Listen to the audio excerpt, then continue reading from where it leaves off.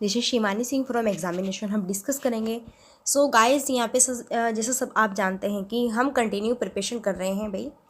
C TET 7 जुलाई 2024 को जो आपका एग्ज़ाम्स होगा हम उसकी प्रिपरेशन कर रहे हैं बहुत ही बेस्ट। ओके, और यहाँ पे जो है हम आपको आज पढ़ाने वाले हैं ईवीएस यानी कि पर्यावरण अध्ययन। ओके, ईवीएस का सेशन मैं आपको आज यहाँ पे कराऊंगी और गाइस बहुत ही बेहतरीन ये हमारे क्वेश्चंस होंगे और ये सारे सोल्व पेपर वाले क्वेश्चन है। ओके, बहुत ही बेहतरीन क्वेश्चन है और आपके एग्जाम्स में आए हुए क्वेश्चन है। ओके, चलो फिर स्टार्ट करते हैं। देखो भाई, क्वेश्चन यहाँ पे फर्स्ट है कि उस महिला व्यायामी यानी कि खिलाड़ी का क्या नाम है जिसने 12 वर्ष की आयु में ही वजन उठाने का अभ्यास आरंभ कर दिया था, 130 किलोग्राम तक का वजन उठाने में सफलता प्राप्त की तथा अंतर्राष्ट्रीय प्रतिस्पर्धाओं में 29 मेडल जीते। तो उसका नाम बताना है, क्या नाम है उस महिला का, है ना भाई। उस महिला खिलाड़ी का नाम बताना है जिसने 12 वर्ष की आयु में ही वजन उठाने का अभ्यास आरंभ कर दिया था। भाई 12, जब वो 12 ईयर की थी तब से ही उन्होंने वजन उठाने का अभ्यास आरंभ कर दिया था और 130 किलोग्राम तक का वजन उठाने में सफलता प्राप्त की उन्होंने और अंतर्राष्ट्रीय प्रतिस्पर्धाओं में 29 मेडल भी जीते हैं। तो यहाँ पे उस लेडी का नाम बताना है भाई, वो लेडी कौन है। ओके, बहुत ही बेहतरीन क्वेश्चन है। क्या वो सुनीता विलियम्स है, क्या वो वहीदा प्रिज्म है, क्या वो बछेंद्री पाल है या फिर कर्णम मल्लेश्वरी है। सो गाइज यहाँ पे राइट आंसर्स होगा हमारा डी ऑप्शंस। भाई वो कौन है, वो है कर्णम मल्लेश्वरी। ओके, सो यहाँ पे जो है डी ऑप्शंस हमारा करेक्ट होगा। आगे नेक्स्ट है भाई, भारत में भोजन बनाने के लिए निम्नलिखित में से किस प्रकार के तेल का उपयोग सबसे कम होता है। भारत में भोजन बनाने के लिए इनमें से किस प्रकार के तेल का उपयोग सबसे कम करते हैं। जब भारत में, ठीक है, भारत के लोग जब खाना बनाते हैं, भोजन बनाते हैं तो कौन सा तेल यूज़ नहीं करते हैं। पाम का तेल, सरसों का तेल, नारियल का तेल या फिर मूंगफली का तेल। सो गाइस यहाँ पे देखो, सरसों के तेल में तो बहुत अच्छे से सारे जो है यहाँ पे अच्छे अच्छे तरह तरह के जो है ना भोजन बनाए जाते हैं हमारे यहाँ पे, है ना। और भाई नारियल के तेल में भी बनाते हैं। ओके, नारियल के तेल में बनाए जाते हैं, जैसे कि नारियल के तेल में मछली बनाते हैं, है ना। गोवा के जो यहाँ पे लोग होते हैं ना, वो क्या बनाते हैं, नारियल के तेल में मछली बनाते हैं। मूंगफली के तेल में भी बनाते हैं, है ना, मूंगफली के तेल में भी भोजन बनाते हैं। लेकिन पाम का जो तेल है ना, इसमें सबसे कम यहाँ पे जो है भोजन बनाने के लिए यूज़ किया जाता है पाम का तेल। इसलिए हमारा यहाँ पे ए ऑप्शन क्या होगा, बिल्कुल राइट होगा। ओके, क्या होगा भाई, ए ऑप्शन हमारा यहाँ पे करेक्ट होगा। आगे नेक्स्ट, ईवीएस की एक शिक्षिका से, यहाँ पे देखो, मुख्य अध्यापिका ने ईवीएस की एक शिक्षिका से अपने ऑफिस के अंदर रखने के लिए पौधे चुनने के लिए कहा। वह इनमें से कौन सा समूह चुनेगी। एलोवेरा, पेटूनिया या फिर यहाँ पे मनी प्लांट है, या फिर एलोवेरा, मनी प्लांट या फिर क्रोटन है, या फिर मनी प्लांट, पेटूनिया या फिर पुदीना है, या फिर एलोवेरा, पुदीना और जीरेनियम है।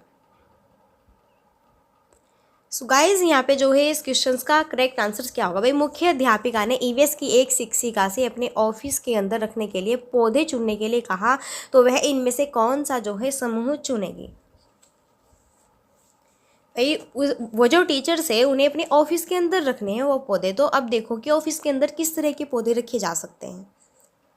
सो यहाँ पे जो हमारा करेक्ट आंसर्स होगा भाई, वो होगा, वो एलोवेरा का यहाँ पे रखेंगी और मनी प्लांट रखेगी एंड क्रोटन रखेगी। ओके, यानी कि बी ऑप्शन यहाँ पे हमारा राइट होगा। ध्यान से देख लो, इस क्वेश्चन का राइट आंसर्स क्या होगा, बी होगा अच्छे से। ओके, नेक्स्ट, रेत के टीले कहाँ पे पाए जाते हैं। क्या ये अफगानिस्तान या फिर इंग्लैंड में, या फिर उज्बेकिस्तान बांग्लादेश में, या फिर बर्लिन राजस्थान में, या फिर अबू धाबी अफगानिस्तान में। रेत के जो टीले हैं वो कहाँ पे पाए जाते हैं भाई। तो रेत की अगर हम टीलों की बात करें तो वो जो है कहाँ पे पाए जाते हैं, वो पाए जाते हैं बर्लिन राजस्थान में। कहाँ पर, बर्लिन राजस्थान में। ओके, सो भाई यहाँ पे जो है हमारा सी ऑप्शंस क्या होगा, करेक्ट होगा। क्या होगा, सी ऑप्शंस हमारा यहाँ पे क्या होगा, करेक्ट होगा। ओके, आगे नेक्स्ट, मान लीजिए आप मध्य प्रदेश में हैं, इस राज्य के सापेक्ष किस दिशा में हमारे देश के सर्वाधिक घने जंगल हैं। ठीक उत्तर में, या फिर उत्तर पूर्व में, या फिर उत्तर पश्चिम में, या फिर दक्षिण पश्चिम में। भाई आप सब जानते हैं कि जो एमपी है, मध्य प्रदेश जो राज्य है ना, वहाँ पे जो है सबसे ज़्यादा वन भी पाए जाते हैं। तो हमें बताना है कि इस राज्य के सापेक्ष किस दिशा में हमारे देश के सर्वाधिक घने जंगल भी है। ओके, तो भाई हमें बताना है कि इसका राइट आंसर क्या होगा, है ना। ये मानना है कि आप कहाँ पर है, मध्य प्रदेश में है, तो फिर इस राज्य के सापेक्ष आपको उस दिशा में बताना है जहाँ पे हमारे देश के सबसे ज़्यादा घने क्या है, जंगल है। ओके। सो भाई यहाँ पे हमारा जो है इस क्वेश्चन का करेक्ट आंसर्स होगा भाई बी ऑप्शंस, ठीक उत्तर पूर्व। क्या होगा भाई, उत्तर पूर्व इसका राइट आंसर्स होगा, यानी कि यहाँ पे हमारा बी ऑप्शंस क्या होगा, बिल्कुल करेक्ट होगा। ओके। आगे, माउंट एवरेस्ट की चोटी की कितनी ऊंचाई है? क्या ये 8600 मीटर है? क्या ये 8850 मीटर है? क्या ये 8950 मीटर है? क्या ये 8990 मीटर है? जो माउंट एवरेस्ट है उसकी चोटी की ऊंचाई कितनी है? तो भाई माउंट एवरेस्ट की चोटी की ऊंचाई कितनी है? सो गाइज यहाँ पे कितनी है, वो है 8850 मीटर। और ये जो है हर बार 2-2 मीटर यहाँ पे जो है बढ़ती रहती है। तो हर जो है, ठीक है, आने वाले टाइम में इसकी जो यहाँ पे ये ऊंचाई है ना, वो चेंज होती रहती है, वो बढ़ती रहती है। ठीक है, तो माउंट एवरेस्ट की चोटी की ऊंचाई पूछे तो 8850 मीटर है। ओके। अच्छा, टूटता तारा होता है कोई तारा होता है, या फिर धूमकेतु होता है, उल्का होता है, या फिर यहाँ पे क्षुद्र ग्रह होता है? जो टूटता तारा होता है ना, उसे हम क्या कहते हैं? आपने कभी देखा होगा, आप अपनी छत पे खड़े होते हैं तो आसमान की तरफ जैसे ही आप देखते हैं तो आपको, है ना, ये जो टिमटिमाते हुए तारे दिखते हैं ना, तो कभी आपको टूटता हुआ तारा दिखाई दिया होगा, नज़र आया होगा। तो यही बताना है कि टूटता तारा होता है कोई, क्या होता है? क्या वो तारा होता है? क्या वो धूमकेतु होता है? क्या वो उल्का होता है? क्या वो क्षुद्र ग्रह होता है? तो टूटता तारा क्या होता है भाई? गाइस, जो टूटता हुआ तारा होता है ना, वो क्या होता है, एक उल्का होता है। जैसा हम कह देते हैं ना कि हाँ भाई देखो वो जा रहा है, टूटता हुआ तारा है ना, इनसे जो मांगना है आपको विश मांग लो, इस तरह से बोलते हैं ना बंदे, बोलते हैं। वो क्या होता है, वो एक क्या होता है, वो एक उल्का होता है। क्या होता है, वो एक उल्का होता है। खेजड़ी वृक्ष के बारे में नीचे दिए गए कथन पर विचार करना है। भाई खेजड़ी वृक्ष के बारे में हमें बताना है। ओके, खेजड़ी वृक्ष बहुत ज़्यादा इंपॉर्टेंट है आपके एग्जाम्स में, इसके सीटेट के लिए। और फिर नीचे देखो आपको ऑप्शन है, और फिर आपको चूज़ करना है कि राइट यहाँ पे जो है हमारा आंसर्स क्या होगा। भाई यह वृक्ष मुख्यतः रेगिस्तान क्षेत्रों में पाया जाता है। क्या जो खेजड़ी वृक्ष है वो रेगिस्तान क्षेत्रों में पाया जाता है? चलो देखते हैं। इसे उगने के लिए अधिक जल की आवश्यकता भी नहीं होती। ओके। यह वृक्ष अपने तने में जल को संचित करता है, जिसका उपयोग आवश्यकता पड़ने पर किया जाता है। चलो, इस वृक्ष की छाल का उपयोग दवाइयों के बनाने में होता है तथा इसकी लकड़ी पर कीटों का प्रभाव नहीं पड़ता है। चलो भाई देखते हैं। इस वृक्ष में बहुत कम क्या होती है, पत्तियां होती है। तो इसमें जो है सही कथन हमें चुनना है। ओके, क्या ए बी डी सही होगा? क्या ए बी सी सही होगा? क्या बी सी डी सही होगा? या फिर ए सी ई सही होगा? ओके, बताना है भाई। तो खेजड़ी वृक्ष के बारे में हमें यहाँ पे जो है विचार करना है, और फिर बताना है कि इस क्वेश्चन का जो है करेक्ट आंसर्स यहाँ पे भाई क्या होगा। ओके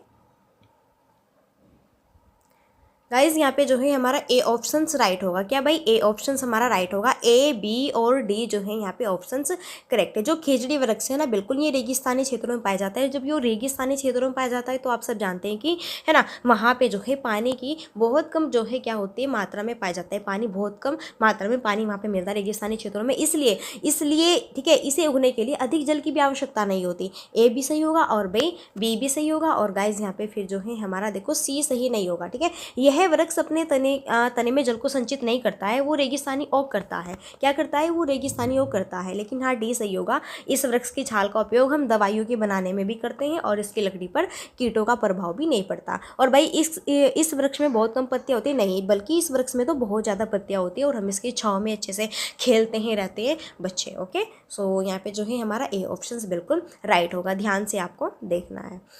चलो फिर नेक्स्ट है भाई कि हमारे देश के एक राज्य में परीक्षण करने पर यह पाया गया कि वहाँ के ग्रामीण क्षेत्रों के अधिकांश मकान मजबूत बांस के खंभों पर बने हैं। इनकी लकड़ी के फर्श जमीन से लगभग 3 से 3.5 मीटर की ऊंचाई पर बने हैं।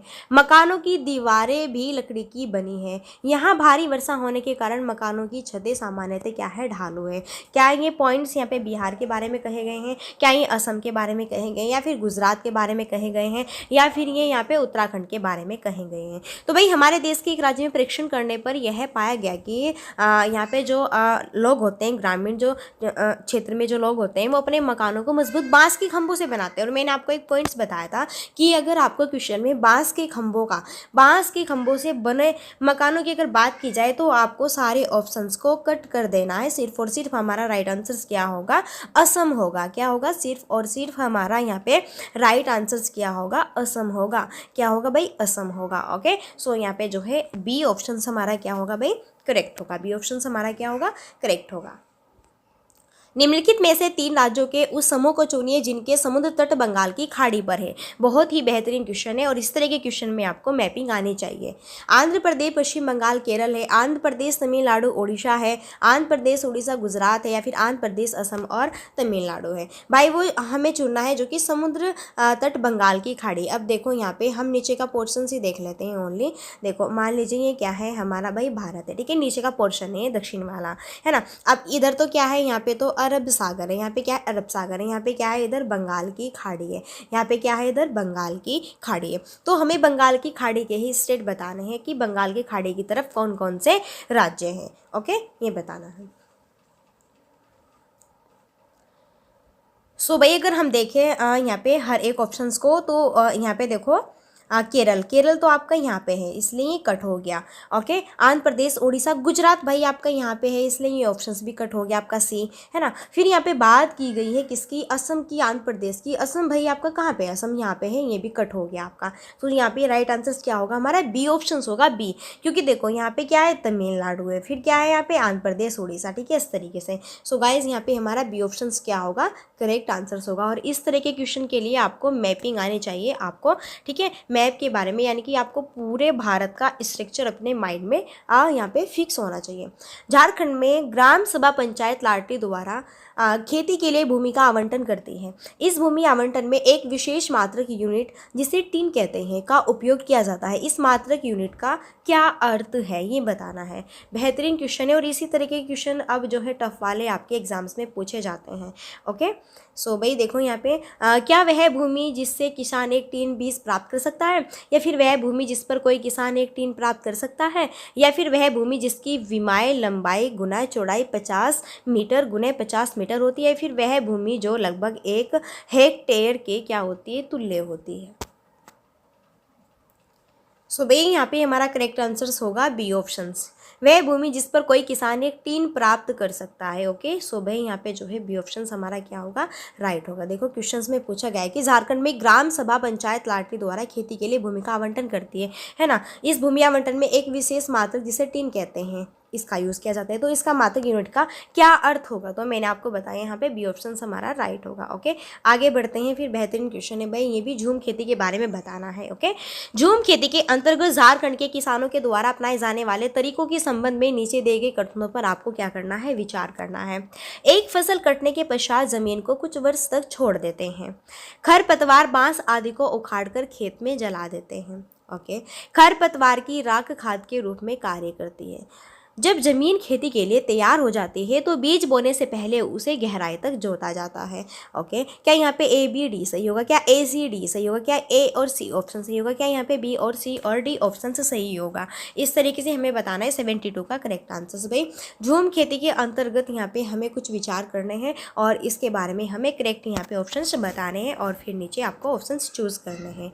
ओके डियर गाइज, तो मैं आपको पहले तो यहाँ पे आंसर्स बता देती हूँ कि इस क्वेश्चन का राइट आंसर क्या होगा। भाई सी ऑप्शन होगा, ए और सी यहाँ पे क्या है, बिल्कुल सही है। आओ देखते हैं झूम खेती के बारे में। देखो जो झूम खेती है, इस फसल कटने के पश्चात जमीन को कुछ वर्ष तक ऐसे ही छोड़ देते हैं, बिल्कुल ठीक है। एक फसल जैसे ही हमने काट ली तो फिर उसके बाद में ना इस जमीन को ऐसे ही छोड़ दिया जाता है और फिर जला वला के फिर से इसको ऐसे ही दोबारा से रेडी किया जाता है ना। तो भाई खरपतवार, बांस आदि को उखाड़ कर खेत में जला देते हैं, नहीं ये इंपॉर्टेंट नहीं है, लेकिन यहाँ पे सी ऑप्शन राइट होगा। खरपतवार की राख खाद के रूप में क्या करती है, काम करती है। भाई वहाँ पे जैसे कि हम इधर अपने उर्वरक अच्छे ठीक है, कीटनाशक उर्वरक अच्छी दवाइयाँ है ना डालते हैं, तो वो जब झूम खेती वहाँ पे जो की जाती है उसमें क्या करते हैं, वो जिसको भी जलाते हैं ना खरपतवार की राख, तो उसे वो खाद के रूप में कार्य करते हैं, न कि वो उसे उखाड़ कर फेंक देते हैं। ठीक है, और भाई यहाँ पे हमारा डी ऑप्शन भी है, क्या होगा, राइट नहीं होगा। ओके, चलो आगे देखते हैं भाई।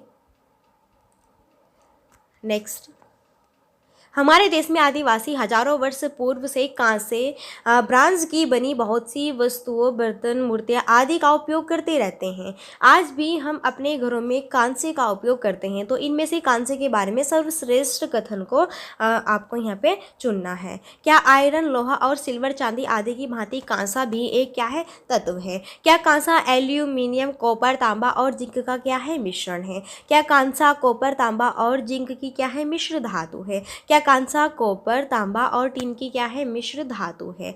इस तरीके से हमें बताना है कि हमारे देश में आदिवासी हजारों वर्ष पूर्व से कांसे, ब्रांज की बनी बहुत सी वस्तुएं, बर्तन, मूर्तियां आदि इनका यूज करते आ रहे हैं। आज भी हम अपने घरों में कांसे का यूज करते हैं, है ना। तो हमें बताना है कि कांसे के बारे में सर्वश्रेष्ठ कथन क्या होगा। सो भाई यहाँ पे जो है 73 का राइट आंसर बताना है, क्या होगा भाई।